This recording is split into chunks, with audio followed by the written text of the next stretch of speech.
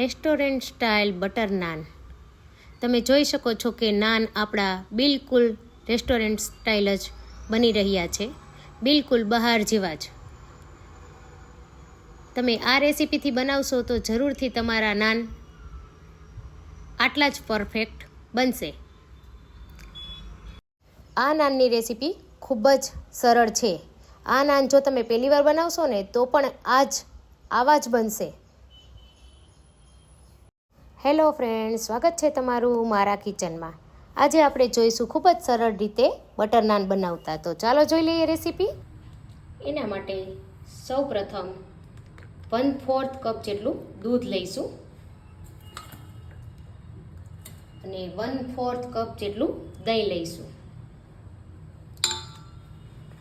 તેમાં આપણે 1 ચમચી જેટલી ખાંડ ઉમેરીશું,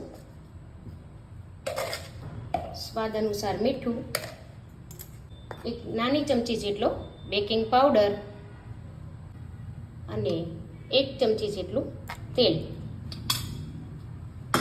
આ બધું ઉમેરી સારી રીતે આપણે મિક્સ કરી લેવાનું છે.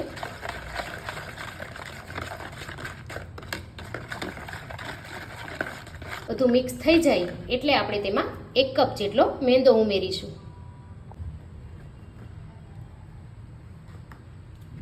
ચમચીની મદદથી જ અહીંયા સારી રીતે અત્યારે મિક્સ કરી લઈશું. હવે હાથની મદદથી ધીમે ધીમે એકદમ હળવા હાથે આપણે લોટ બાંધી લઈશું.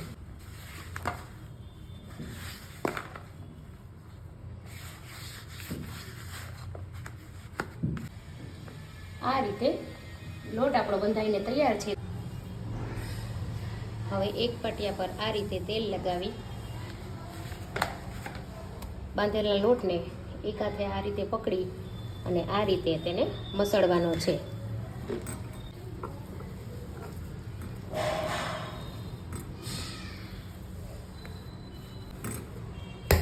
આવી રીતે આપણે તેને પટકવાનો છે.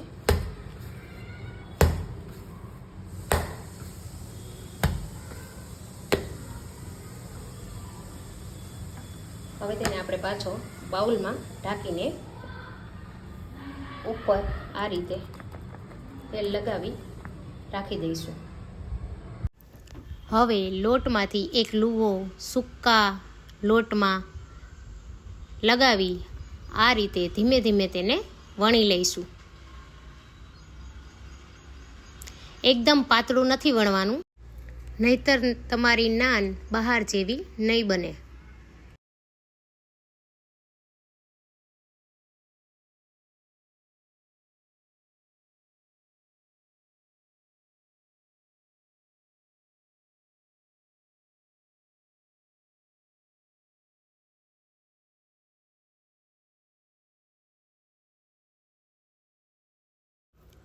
હવે તેમાં ઉપરથી ધાણા ભાજી અને કલોંજી આ રીતે છાંટી દઈશું. કલોંજી એ મોટા દરેક સ્ટોરમાં ઉપલબ્ધ હોય છે, જે સ્પેશિયલ નાન માટે યુઝ થાય છે.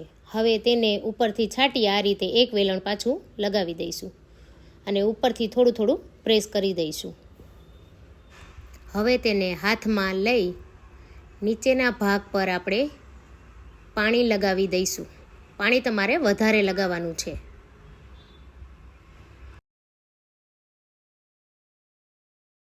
હવે એક તવી ગરમ કરી પાણી લગાડેલો ભાગ નીચેની સાઈડ રાખી આ રીતે તમે તવામાં નાન રાખી દેવાની છે. હવે નાનમાં તમે જોઈ શકો છો કે ઉપરની સાઈડ થોડા થોડા ફૂલી ગયું હોય એવું દેખાઈ રહ્યું છે. તો હવે તેને આપણે ઊંધી કરી ધીમે ધીમે બધી બાજુથી ગેસ પર જ સીધા તાપમાં શેકી લેવાની છે. આ રીતે ધીમે ધીમે બધી બાજુ તમારે ફેરવતા જવાનું છે. તમે જોઈ શકો છો કે ધીરે ધીરે આપણે નાન ખૂબ જ સરસ થઈ રહી છે. હવે આ નાનને હું ઊંચકીને નીચેની સાઈડ પણ તમને બતાવું કે નીચેની સાઈડથી પણ આપણી નાન કેટલી સરસ બની છે.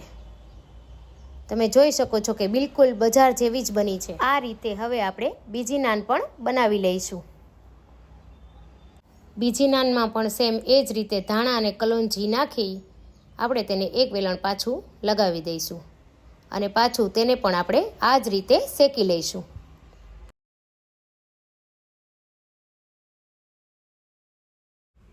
તમે જોઈ શકો છો કે નાન કેટલી સરસ ફૂલીને દેખાઈ રહી છે. આ નાન પંજાબી કોઈ પણ શાક સાથે ખાવાથી ખૂબ જ સરસ લાગશે. તો તમે પણ આ જ રીતે જરૂરથી ટ્રાય કરજો. જો લાગી રહી છે ને બિલકુલ બહાર જેવી જ. હવે તેના પર બટર લગાવી તેને આપણે ગરમા ગરમ સર્વ કરીશું.